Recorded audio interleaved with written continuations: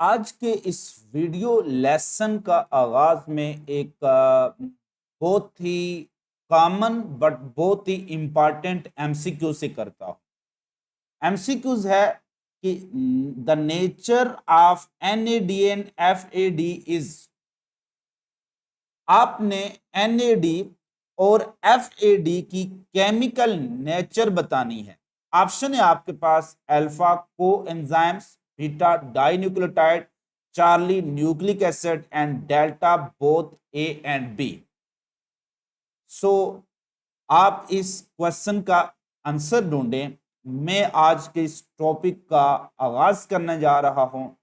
आज जो हम इंपॉर्टेंट टॉपिक डिस्कस करेंगे वो है इंपॉर्टेंस ऑफ न्यूक्लियोटाइड्स के। न्यूक्लियोटाइड जो के बेसिक यूनिट हैं डीएनए और आरएनए के, इनकी इंपॉर्टेंस क्या है। और इसी से रिलेटेड एक क्वेश्चन है, do you know what is difference between ATP and NAD. ATP और एनएडीपी में बेसिक डिफरेंस क्या है। इसके अलावा बहुत से इंपॉर्टेंट कंसेप्ट जो के रिलेटेड हैं क्रेब्स साइकिल के साथ और चैप्टर नंबर 3 एंजाइम्स के साथ। एनएडी से ही एनएडीएच बनता है, एनएडीएच2 बनता है, एनएडीपी पॉजिटिव बनता है, एनएडीपीएच बनता है, एफएडी से एफएडीएच2 बनता है। तो ये जो चीजें हैं ये क्या हैं, ये कैसे बनती हैं, सो हम आज की इस वीडियो का आगाज करने जा रहे हैं। सो इंपॉर्टेंस ऑफ न्यूक्लियोटाइड में सबसे जो पहली इंपॉर्टेंस है, these are unit of nucleic acid. आपको पहले ही बताया हुआ है कि न्यूक्लियोटाइड का जो जनरल फार्मूला है वो है न्यूक्लियोटाइड ट्राइफॉस्फेटेजेस। इनकी बेसिक टाइप्स होती हैं दो, on basis of pentose sugar. अगर पेंटोज शुगर डीऑक्सी राइबोज है तो उनको कहेंगे डीऑक्सी न्यूक्लियोटाइड ट्राइफॉस्फेटेजेस, और अगर जस्ट राइबोज है तो उनको हम न्यूक्लियोटाइड ट्राइफॉस्फेटेजेस ही कहेंगे। ये एक्चुअली बनाते हैं आरएनए और ये पॉलीमराइज होकर बनाते हैं डीएनए। सो पहली इंपॉर्टेंस इन न्यूक्लियोटाइड की यही है कि they are actually component of nucleic acid. DNA is polymer of deoxyribonucleotide and RNA is polymer of ribonucleotide. Next दूसरी इंपॉर्टेंस है सोर्स ऑफ एनर्जी। ये एनर्जी का सोर्स भी होंगे। जैसे हम देखेंगे ATP is the most common and immediate source of energy. सारे न्यूक्लियोटाइड जो ट्राइफॉस्फेट की फॉर्म में होते हैं इनके पास एनर्जी होती है, लेकिन particularly ATP because of its unique feature and quick hydrolysis and its property to store energy for some brief moment of time. क्योंकि ये ज्यादा देर के लिए एनर्जी स्टोर कर सकता है, इसलिए एटीपी एक एनर्जी करेंसी बन जाती है। फिर ये को फैक्टर का काम भी करते हैं। यही चीजें एमसीक्यूज में पूछी जा सकती हैं। अल्फा ऑप्शन, बीटा ऑप्शन और चार्ली ऑप्शन और डेल्टा ऑप्शन। डेल्टा ऑप्शन में ऑल ऑफ दीज हो सकता है। एमसीक्यूज आपसे पूछा जा सकता है विच one of the following is the function of nucleotide, तो आंसर क्या होगा all of these. Clear. ATP is one of the important source of energy होगी, ठीक है। बाकी वो एटीपी इसके और भी फंक्शन होते हैं, यूनिट ऑफ न्यूक्लिक एसिड भी है, आरएनए का वो बेसिक यूनिट भी है। तो ATP is the basic unit of RNA as well as it is a energy currency. So पहला जो पॉइंट था यूनिट ऑफ न्यूक्लिक एसिड, इसको डिटेल में देखते हैं। तो mononucleotide are the basic unit of nucleic acid. Mononucleotide mean single nucleotide. Actually जब ये रॉ मटेरियल के तौर पर होते हैं तो ये सारे ट्राइफॉस्फेट की सूरत में होते हैं, और जब ये मोनोन्यूक्लियोटाइड डीएनए या आरएनए में एंटर होते हैं तो ये एडिनोसिन मोनोफॉस्फेट की सूरत में होते हैं, और दो जो टर्मिनल पायरोफॉस्फेट ग्रुप है वो निकल जाते हैं। ये बॉन्ड टूटती है तो इसमें एनर्जी निकलती है, और यही energy during the process of DNA या आरएनए रेप्लिकेशन यूज हो रही होती है। सो कभी भी आप देखेंगे एनएडी डाइन्यूक्लियोटाइड या एफएडी डाइन्यूक्लियोटाइड वो बेसिक यूनिट नहीं बनेंगे डीएनए या आरएनए के। बेसिक यूनिट डीएनए या आरएनए के हमेशा क्या होंगे, मोनोन्यूक्लियोटाइड। वो न्यूक्लियोटाइड ट्राइफॉस्फेटेजेस जिनको हमने पढ़ा था एनटीपीज, या DNTPs। Next, source of energy. आपके सामने ये एक मैंने न्यूक्लियोटाइड बनाया है, आपने इसको आइडेंटिफाई करना है। सबसे पहले आप इसको आइडेंटिफाई करेंगे कि ये आरएनए न्यूक्लियोटाइड है या डीएनए न्यूक्लियोटाइड है। पहला क्वेश्चन ही आपसे टेक्निकल ये पूछा जा सकता है एंट्री टेस्ट में, identify the nucleotide given in this diagram. तो आपको जब ये आरएनए या डीएनए न्यूक्लियोटाइड के दरमियान डिफरेंस पूछा जाए, आपने आइडेंटिफाई करना हो आरएनए या डीएनए न्यूक्लियोटाइड को, तो सबसे पहले आप पेंटोज शुगर पर चले जाएंगे, इसको देखना है। अगर पेंटोज शुगर का ये कार्बन नंबर 1 होता है और ये कार्बन नंबर 2 पर, कार्बन नंबर 2 पर आपको हाइड्रोक्सिल नजर आ जाता है, तो ये हमेशा राइबोज शुगर होगा और ये न्यूक्लियोटाइड हमेशा क्या होगा, आरएनए न्यूक्लियोटाइड होगा। लेकिन अगर ये हाइड्रोक्सिल नहीं है, यहां पर हाइड्रोजन है, तो ये हमेशा क्या होगा, डीऑक्सी राइबोज होगा और ये जो न्यूक्लियोटाइड क्या होगा, डीएनए। तो ये कंसेप्चुअल क्वेश्चन वेरी इंपॉर्टेंट है, ये आपसे एंट्री टेस्ट में पूछा जा सकता है या किसी भी बायो से रिलेटेड कंसेप्चुअल टेस्ट में पूछा जा सकता है। Identify the nucleotide given in this diagram, RNA nucleotide या डीएनए। तो पहले तो आपको ये फैसला करना पड़ेगा कि वो जस्ट एटीपी की फॉर्म में होगा या फिर वो डीऑक्सी एटीपी की फॉर्म में होगा। तो डीएनए न्यूक्लियोटाइड क्या होगा, डीऑक्सी फॉर्म में। उसके लिए आपने कार्बन नंबर 2 पर देखना है, अगर ऑक्सीजन रिमूव है और हाइड्रोक्सिल नहीं है तो वो डीऑक्सी होगा। फिर आपने देखना है उसके साथ नाइट्रोजनस बेस कौन सी जुड़ी है, अगर एडिनिन है तो वो एटी होगा, डीऑक्सी एडिनोसिन होगा। फिर अगर आपने देखना है फास्फेट कितने जुड़े हैं, 1 2 एंड 3 फास्फेट हैं, तो इसको क्या कहेंगे, ट्राइफॉस्फेट। क्लियर। तो चूंकि यहां पर हाइड्रोक्सिल के साथ है तो ये होगा एडिनोसिन ट्राइफॉस्फेट। अब इसमें ये कंसेप्चुअल क्वेश्चन भी पूछा जा सकता है, how many high energy bond are present, high energy phosphorus bond are present in ATP.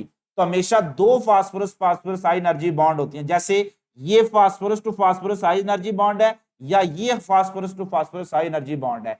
इसलिए जब भी आप एटीपी की आखिरी, एटीपी की लास्ट या टर्मिनल, आखिरी जो टर्मिनल उसकी बॉन्ड होती है वो तोड़ेंगे, ये फास्फेट निकालेंगे, वो कन्वर्ट हो जाएगा एडीपी में और ये फास्फेट बन जाएगा इनऑर्गेनिक फास्फेट। इस बॉन्ड के टूटने में 7.3 किलो कैलोरीज एनर्जी मिलेगी।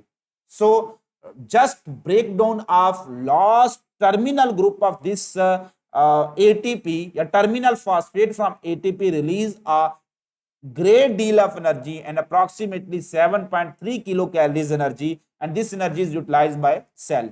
अब ये एक एटीपी साइकिल होता है, हमेशा एटीपी वापस हमारे पास जो एडीपी है, एटीपी जब टूटती है हाइड्रोलाइज होती है, ये क्या बना लेती है, एडीपी और इनऑर्गेनिक फास्फेट। ये इनऑर्गेनिक फास्फेट वापस किस में कन्वर्ट हो जाते हैं, एटीपी में। तो ये कन्वर्जन होती रहती है during the cellular respiration.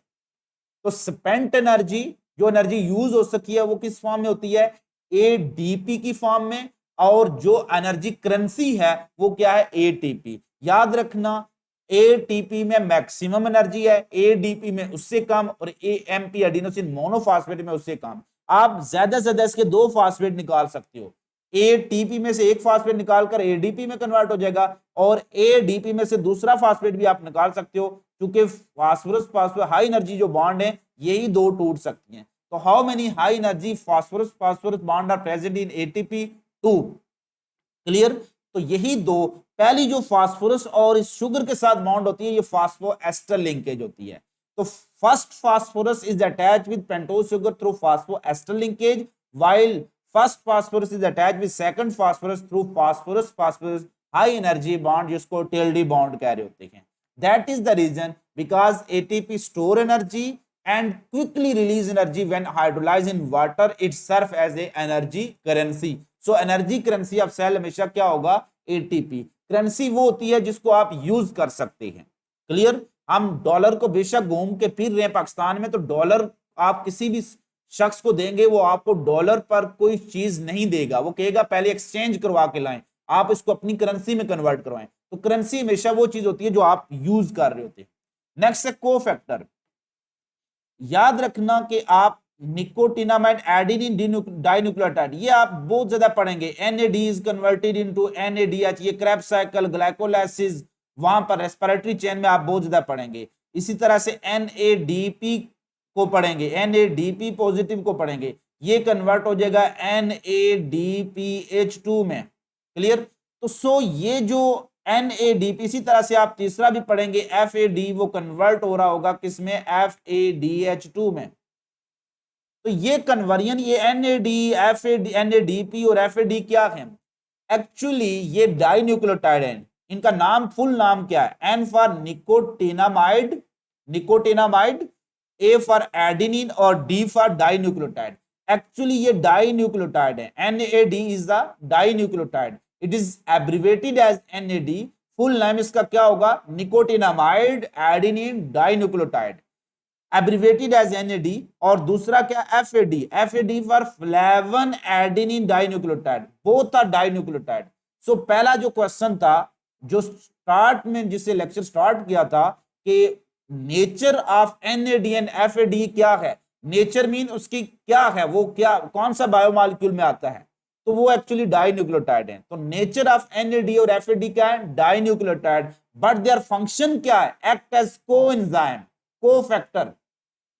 These are organic cofactor that are loosely attached with enzymes, so these are called coenzymes. So NAD और FAD एग्जांपल किसकी हैं? कोएंजाइम की हैं। ये किस में हिस्सा लेते हैं? वेरियस ऑक्सीडेशन रिडक्शन रिएक्शन में, सेलुलर रेस्पिरेशन में हिस्सा ले रहे होते हैं, फोटोसिंथेसिस में हिस्सा ले रहे होते हैं। जैसे आप देखते हैं कि NAD कि जब ये क्या लेगा, हाइड्रोजन लेगा, तो किस में कन्वर्ट हो जाएगा? NADH2 में। यहां पर इसकी रिडक्शन हो गई है। फिर NADH2 वापस जाकर रेस्पिरेटरी चेन में किस में कन्वर्ट होगा? NAD में। ये इसकी ऑक्सीडेशन हो रही है।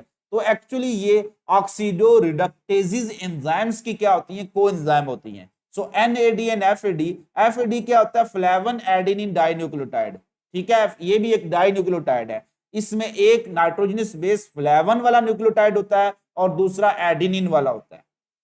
सो ये इसी तरह से एक होता है NADPH, इसके साथ फास्फोरस अटैच हो जाता है।